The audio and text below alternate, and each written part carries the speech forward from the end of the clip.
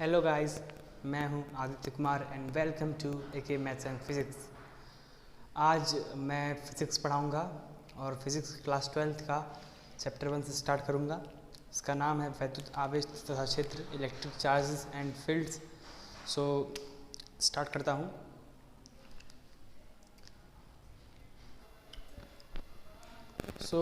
Chapter के हिसाब से पहला जो वर्ड आता है वैद्युत आवेश। आवेश होता क्या है? आवेश होता क्या है? ये देखते हैं। आवेश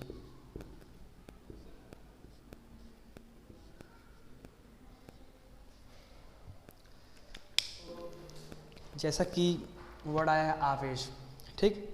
आवेश का अर्थ ये है कि यदि हम दो कुछ वस्तु ऐसे होते हैं जिन्हें हम आपस में रगड़ते, क्या है कि यदि हम दो ऐसे वस्तुओं को रगड़ें, दो वस्तुओं को आपस में इस प्रकार रगड़ें, जैसे ये कलम है उसको आपस में रगड़ें ऐसे हम, ठीक है। तो रगड़ने पर कुछ वस्तु में ऐसा होता है गुण कि रगड़ने पर वो अन्य किसी वस्तु को आकर्षित, मतलब उसको अपनी ओर खींचती है या प्रतिकर्षित या उसको धक्का देती है। आकर्षित या प्रतिकर्षित, आकर्षित करती है या प्रतिकर्षित करती है, वो गुण उत्पन्न हो जाता है। उसे कहते हैं कि वस्तु आवेशित हो गया है या वस्तु में आवेश आ गया है। वस्तु आवेशित हो गई है या वस्तु में आवेश आ गया है, ठीक है। अब इसमें हम कुछ बेसिक प्रयोग पढ़ेंगे कि मतलब पता कैसे चला कि वस्तु मतलब आवेशित हो गई है। आवेश वर्ड आया कहाँ से? तो 3 प्रयोग हैं, ठीक है, वो हम पढ़ेंगे। पहला क्या है? प्रयोग 1। एग्जाम में नहीं पूछता लेकिन समझने के दृष्टिकोण से बहुत इंपॉर्टेंट है, एक तरह से बेसिक है आपका, ठीक।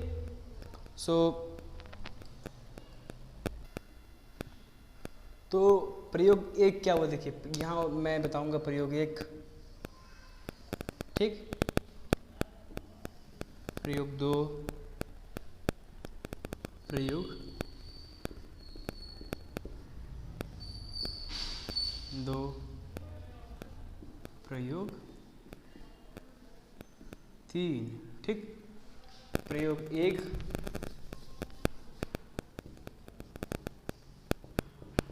प्रयोग 2, प्रयोग 3, ठीक। तो प्रयोग किया कैसे गया कि जब कांच की एक छड़ को, मतलब कांच की छड़ हो, कोई कांच की छड़ को रेशम से रगड़ें, कांच की छड़ को रेशम से रगड़ेंगे तो हुआ क्या? कांच की छड़ को रेशम के रगड़ करके, मतलब कि एक कांच की छड़ थी उसको रेशम से रगड़ेंगे, फिर उसको धागे से लटका दिया जाए, ठीक, ऐसे, ठीक।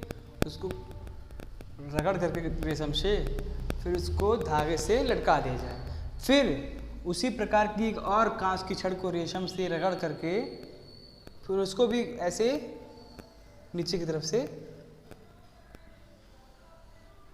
धागे से लटका दिया गया, ऐसे, इसको ऐसे, इसको ऐसे, ठीक। ये भी छड़ है, इसको भी, इस वाले कांच की छड़ को भी रेशम से रगड़ा गया था और इसको भी रेशम से रगड़ा गया था, ठीक। अब देखिए ये क्या है? कांच की छड़ है,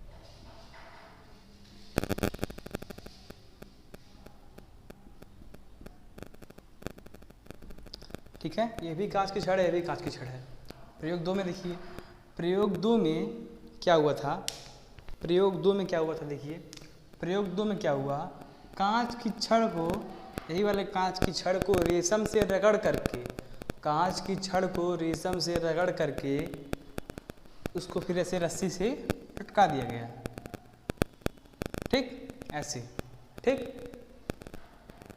फिर एक रबड़ की छड़ को, यहाँ पे 2 कांच के छड़ थे, यहाँ पे एक कांच की छड़ को रेशम से रगड़ करके फिर एक रबड़ की छड़ को, रबड़ समझते हैं ना, उसकी छड़ को, रबड़ की छड़ को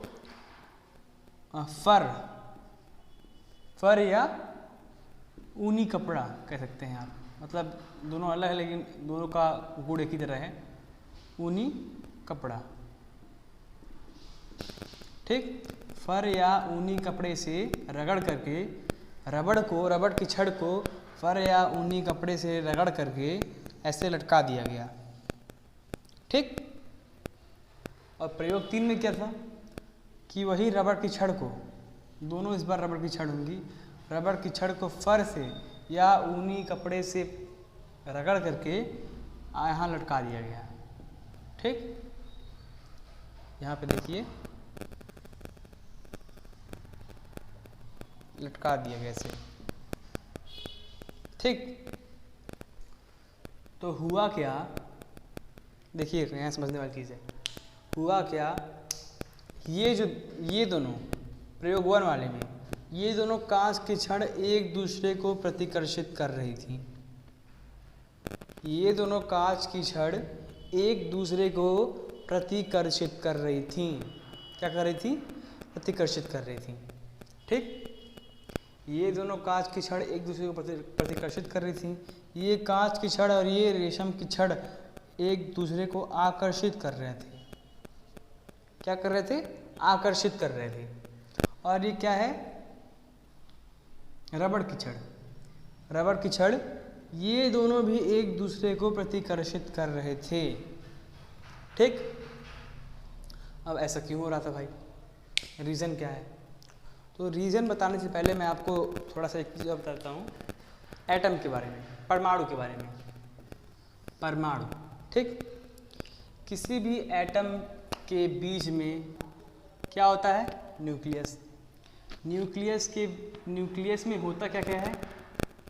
न्यूट्रॉन, और क्या होता है? प्रोटॉन। न्यूट्रॉन और प्रोटॉन होते हैं, और उसके बाहर ऑर्बिट्स में जो होते हैं इलेक्ट्रॉन होते हैं, गति करते हैं। ठीक, तो आपको पता है कि इलेक्ट्रॉन जो है वो एटम से बाहर आया जा सकते हैं, लेकिन प्रोटॉन नहीं आ सकता क्योंकि वो नाभिक में है। सो इलेक्ट्रॉनों का स्थानांतरण होने से ही आवेश बढ़ता या घटता है। मतलब कि अगर आवेश, यहाँ देखिए इलेक्ट्रॉन अगर यहाँ से, जैसे आप जानते हैं किसी भी एटम में इलेक्ट्रॉन और प्रोटॉनों की संख्या बराबर होती है। किसी भी एटम में इलेक्ट्रॉन और प्रोटॉनों की संख्या बराबर होती है। मतलब कि अगर इस एटम में, मान लीजिए कोई एटम है, इसमें प्रोटॉन 8 हैं, तो न्यूट्रॉन कितने होंगे? वो भी 8 ही होंगे। ठीक, तब जाके ये एटम बनेगा। अब अगर यहाँ से मान लीजिए दो इलेक्ट्रॉन चले गए, ठीक, 2 इलेक्ट्रॉन यहाँ से चले गए, इसमें से 2 इलेक्ट्रॉन निकल गए। ठीक, अब यहाँ प्रोटॉन कितने थे? 8, इलेक्ट्रॉन कितने हैं? 6। तो कितने प्रोटॉन की अधिकता हुई? 2 प्रोटॉन की। ठीक, 2 प्रोटॉन की अधिकता हुई, मतलब कि ये परमाणु क्या हुआ? धनावेशित हो गया। क्या हो गया? धनावेशित हो गया। मतलब कि जब इलेक्ट्रॉन हट गया, इलेक्ट्रॉन 2 निकल गए, प्रोटॉन की अधिकता हो गई, तो यहाँ पे 2 प्रोटॉन की अधिकता हो गई, तो ये धनावेशित हो गया। मतलब धन का आवेश आ गया इस पर। कितना धनावेशित? 2 धनावेशित। ठीक, कहने का मतलब ये है कि अगर 2 इलेक्ट्रॉन चला गया तो ये एटम धनावेशित हो गया। और अगर बाय द वे 2 इलेक्ट्रॉन कहीं से इसमें आ जाता है एक्स्ट्रा, 8 था और 2 इलेक्ट्रॉन और आ जाता है, 2 इलेक्ट्रॉन और आ जाता है, तो अब यहाँ पे तो प्रोटॉन 8 था, इलेक्ट्रॉन 10 हो गया। ठीक, अब यहाँ पे प्रोटॉन 8 था, इलेक्ट्रॉन 10 हो गया, मतलब 2 इलेक्ट्रॉनों की अधिकता हो गई। 2 इलेक्ट्रॉनों की अधिकता हो गई मतलब कि ये एटम हो गया क्या? ऋणावेशित हो गया ना। ठीक है, आई होप कि समझ में आया होगा। तो इसी चीज़ का अब यहाँ पे हम यूज़ करेंगे। ठीक, अब यूज़ कैसे करेंगे? ये कांच की छड़ थी, हुआ क्या यहाँ पे हुआ क्या कि अब कांच की छड़ को रेशम से रगड़ें, कांच की छड़ को जब रेशम से रगड़ा गया तो कांच की छड़ से इलेक्ट्रॉन जो है रेशम में चले गए। क्या, कांच की छड़ से इलेक्ट्रॉन रेशम में चले गए। जब कांच की छड़ से इलेक्ट्रॉन रेशम में चले गए होंगे तो इसका मतलब क्या हुआ, कांच में प्रोटॉनों की संख्या अधिक हो जाएगी। मतलब कि कांच से इलेक्ट्रॉन निकल के चले गए तो इलेक्ट्रॉनों की कमी आ गई, प्रोटॉनों की अधिकता आ गई। जब प्रोटॉनों की अधिकता आ गई तो ये कांच का छड़ क्या हो गया, धनावेशित हो गया। और वही सेम इससे भी रगड़ा गया था ना, कांच की छड़ ये भी है, उसको भी रेशम से रगड़ा गया था तो ये भी धनावेशित हो गया, इससे भी इलेक्ट्रॉन गए थे। ठीक, इसमें देख लीजिए प्रयोग 2 में, प्रयोग 2 में एक कांच का छड़ था, रेशम से रगड़ा गया था, रेशम से रगड़ा गया था। ये रबड़ की छड़ थी, इसको फर से रगड़ा गया था, फर से रगड़ा गया था। ठीक, तो इसमें भी प्रोटॉन, जब रबड़ रेशम से रगड़ा गया था उस कांच की छड़ को तो इलेक्ट्रॉन रेशम में चले गए थे तो यहाँ प्रोटॉन की अधिकता हो गई। ठीक, रबड़ की छड़, इसमें क्या हुआ, रबड़ को जब फर से रगड़ा गया, जब रबड़ को फर से रगड़ा गया तो फर से इलेक्ट्रॉन रबड़ में आ गए। फर से या फिर ऊनी कपड़े से रगड़ा गया तो ऊनी कपड़े से इलेक्ट्रॉन जो रबड़ में आ गए। जब इलेक्ट्रॉन रबड़ में आ जाएंगे, रबड़ की छड़ में आ जाएंगे तो इसमें कौन सी बात है कि इलेक्ट्रॉनों की अधिकता हो जाएगी। जब इलेक्ट्रॉनों की अधिकता हो जाएगी तो कॉमन सी बात है इस पे ऋणावेश आ जाएगा, मतलब कि ये ऋणावेशित हो जाएगी। ठीक, हो जाएगी। फिर क्या है, प्रयोग 3 देख लीजिए। इस बार दोनों रेशम के छड़ हैं, दोनों को फर या ऊनी कपड़े से रगड़ा गया तो फर या ऊनी कपड़े से इलेक्ट्रॉन दोनों में आ जाएंगे, मतलब कि ये भी ऋणावेशित, ये भी ऋणावेशित, ये भी। ठीक, दोनों ऋणावेशित हो गए। ठीक, तो फिर निष्कर्ष क्या निकला यहाँ से कि देखिए दोनों आवेश समान हैं, दोनों मतलब धनावेशित हैं। यहाँ पे एक धनावेशित है, एक ऋणावेशित है, यहाँ पे दोनों ऋणावेशित है। तो इससे निष्कर्ष क्या निकला, निष्कर्ष क्या निकला कि समान आवेशित पदार्थ, ठीक, आवेशित पदार्थ एक दूसरे को प्रतिकर्षित करते हैं। जिन वस्तुओं में समान प्रकार का आवेश होता है, समान मतलब कि अगर ये धनावेश है तो ये भी धनावेश हो, ये ऋणावेश है तो ये भी ऋणावेश हो, तो वो एक दूसरे को प्रतिकर्षित करते हैं, प्रतिकर्षित करते हैं। यहाँ पे क्या हो रहा था, प्रतिकर्षण हो रहा था ना, प्रतिकर्षण। ठीक,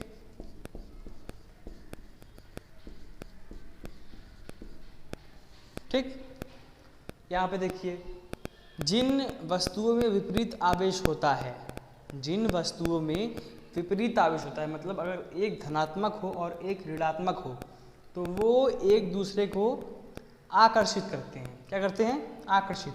यहाँ पे देखिए धनावेश था, यहाँ पे ऋणावेश था, मतलब धनावेशित है यहाँ, ये ऋणावेशित है, तो एक दूसरे को आकर्षित कर रहे थे। ठीक, और यहाँ पे वही फिर से कॉमन सी बात, दोनों वस्तुओं में समान आवेश है, मतलब ये भी ऋणात्मक है, ये भी ऋणात्मक है, दोनों ऋणात्मक हैं तो दोनों एक दूसरे को क्या करेंगे, प्रतिकर्षित करेंगे। ठीक, एनी डाउट, अगर कोई डाउट हो तो कमेंट कीजिएगा। ठीक, और अगर वीडियो पसंद आए तो लाइक कीजिए, सब्सक्राइब कीजिए, press the bell icon and share करना ना भूलिए। ठीक, अब देखिए फिर से आपको समझा देता हूँ मैं ये चीज़ कि पहले तो ये धनावेश और ऋणावेश के बारे में प्रकृति को चेक करने के लिए 3 प्रकार के प्रयोग किए गए। कितने, 3 प्रकार के प्रयोग किए गए। ठीक है, प्रयोग 1, प्रयोग 2, प्रयोग 3। ठीक, देखिएगा क्या हुआ कि जब कांच की छड़ को रेशम से रगड़ा गया और उसको रस्सी से लटका दिया गया। ठीक, और उसी प्रकार की फिर एक कांच की छड़ को रेशम से रगड़ करके उसको भी रस्सी से लटका दिया गया। ठीक है, तो देखा ये गया कि जो ये छड़ और ये छड़ हैं दोनों एक दूसरे को प्रतिकर्षित कर रहे हैं। ठीक, और यही चीज़ इसमें देख लीजिए, कि प्रयोग 2 में जब इसको कांच की छड़ को रेशम से रगड़ा गया तो और रबड़ की छड़ को फर से या ऊनी कपड़े से रगड़ा गया तो ये एक दूसरे को आकर्षित कर रहे थे, ठीक। और प्रयोग 3 में जब दोनों रबड़ की छड़ को फर से या ऊनी कपड़े से रगड़ा गया तो ये एक दूसरे को प्रतिकर्षित कर रहे थे, ठीक। तो निष्कर्ष ये प्रयोग से निकला कि रेशम जब कांच की छड़ को रेशम से रगड़ते हैं तो कांच की छड़ से कुछ इलेक्ट्रॉन रेशम में चले जाते हैं, कांच की छड़ से कुछ इलेक्ट्रॉन रेशम में चले जाते हैं, जिसके कारण कांच की छड़ हो जाती है क्या, धनावेशित। और जब दो धनावेशित प्रकृति की वस्तुएं एक दूसरे के संपर्क में रखी जाएंगी तो वो एक दूसरे को प्रतिकर्षित करेंगी। और यहाँ पे जब रबड़ की छड़ को फर से रगड़ा जा रहा था तो फर से या ऊनी कपड़े से इलेक्ट्रॉन निकल करके इसमें आ जाते हैं, तो ये क्या होता है, ऋणावेशित। तो ऋणावेशित और ये धनावेशित जब दो विपरीत प्रकृति के वस्तु को आपस में संपर्क में रखा जाता है तो वो दोनों एक दूसरे को आकर्षित करते हैं। और तीसरा प्रयोग इस तरह तीसरा है कि जब दोनों छड़ रबड़ के हों तो दोनों में ऋणावेश होता है और जो समान प्रकृति के आवेशों को संपर्क में रखा जाता है तो एक दूसरे को प्रतिकर्षित करते हैं, ठीक है। मैं इसको रफ करता हूँ, बहुत छोटे छोटे पॉइंट्स हैं ये। देखिए फिर ये पॉइंट मैंने लिया है, जो मैंने आज पढ़ाया है वो एग्ज़ाम से व्यू से इम्पोर्टेंट नहीं है, बट जो मैंने पढ़ाया वो समझने के दृष्टिकोण से अगर समझ गए उसको आप तो आपके कई पॉइंट्स क्लियर हो जाएंगे, ठीक। आगे बहुत काम आएगा वो चीज़, ठीक है। और ये एक तरह से बेसिक है, ठीक है, समझ जाइए। क्या कह रहा है, वैद्युत आवेश एक भौतिक राशि, electric charge a physical quantity. तो एसआई प्रणाली में जो इलेक्ट्रिक चार्ज ये जो है एक व्युत्पन्न राशि है। क्यों? क्योंकि ये एक भौतिक राशि किसी भौतिक राशि से संबंधित है, मतलब एक भौतिक राशि से या फिर दो भौतिक राशि से मिलकर बनता है। कौन कौन से? आपने पुराने क्लासेस में पढ़ा होगा कि जो आवेश का फॉर्मूला क्या होता है, आवेश जो होता है वो बराबर होता है विद्युत धारा इनटू समय, Q इक्वल टू IT, ठीक, ये फॉर्मूला है। Q equal to IT। तो जो आवेश है वो विद्युत धारा और समय से मिलकर बन रहा है, जो कि ये दोनों एक भौतिक राशि हैं। तो जो राशियाँ भौतिक राशियों की सहायता से बनती हैं उन्हें व्युत्पन्न राशि कहते हैं, ठीक। क्या कहते हैं? व्युत्पन्न राशि, ठीक। सो पहला पॉइंट क्या है, आवेश एक व्युत्पन्न राशि है। क्यों है? क्योंकि ये विद्युत धारा की सहायता से बनता है। दूसरा पॉइंट क्या है, आवेश एक अदिश राशि है। आवेश मतलब आवेश के पास कोई दिशा है क्या? एक अदिश राशि है।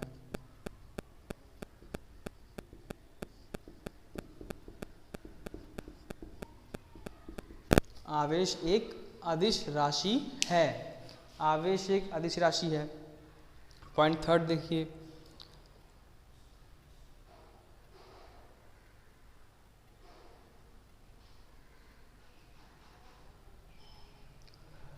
पॉइंट थर्ड क्या है, आवेश की विमा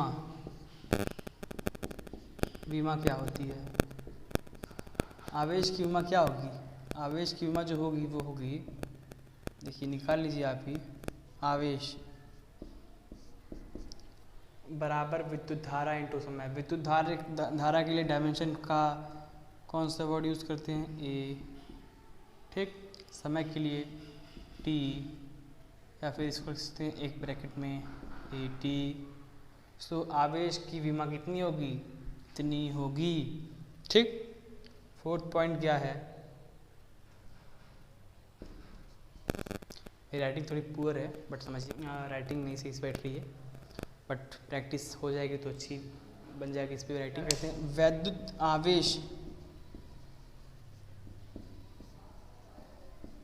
आवेश का एसआई मात्रक, मतलब कि एसआई प्रणाली में वैद्युत आवेश का एसआई प्रणाली में मात्रक क्या होता है? कूलाम होता है।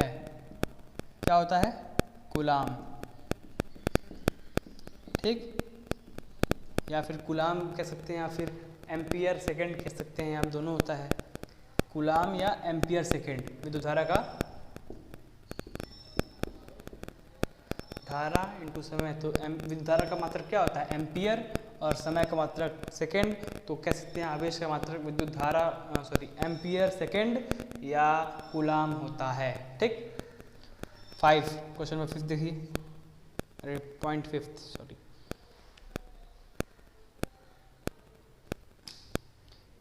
देखिए इलेक्ट्रॉन पर आवेश, आपको पता होगा कि एक इलेक्ट्रॉन पर कितना आवेश होता है? माइनस का 1.6 इंटू 10⁻⁻⁹ कूलाम। ठीक। प्रोटॉन पे आवेश कितना होता है?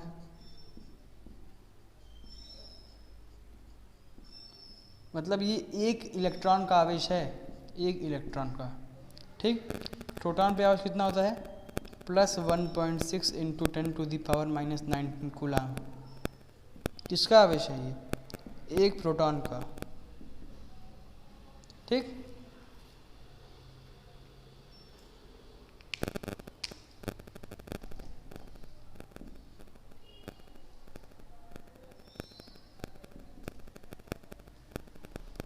ठीक।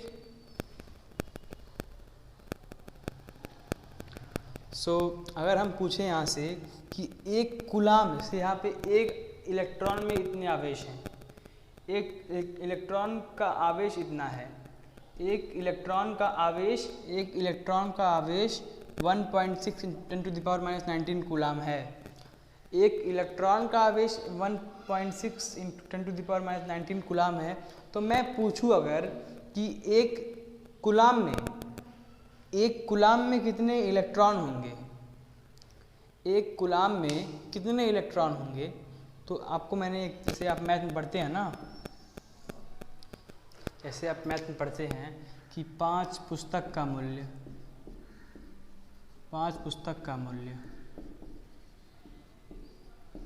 50 रुपये है,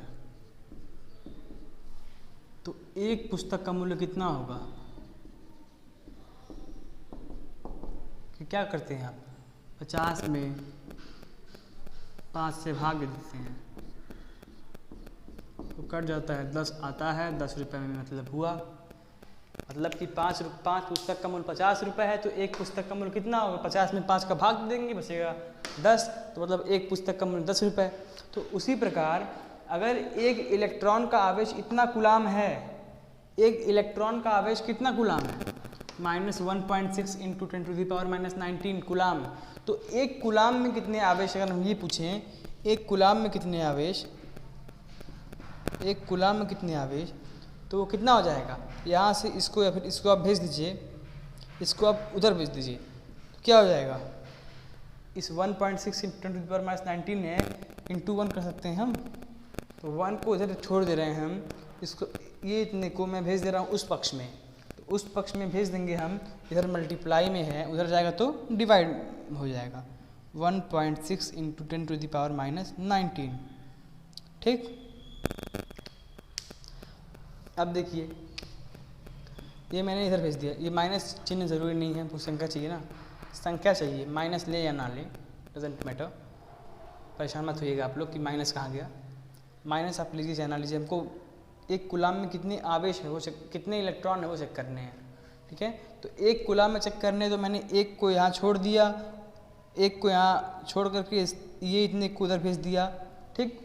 अब एक कूलाम में इक्वल टू, इसको मैं तो यहाँ लिखते इतने इलेक्ट्रॉन, ठीक। अब मेरे को भाग देना है, इतने को भाग देना है इसमें, एक में 1.6 × 10⁻19 को भाग देना है एक में, तो भाग देने पर आएगा आपका 6.25 × 10⁻18 इलेक्ट्रॉन। आप चाहे भाग करके देख सकते हैं, ठीक। इतने इलेक्ट्रॉन आ रहे हैं।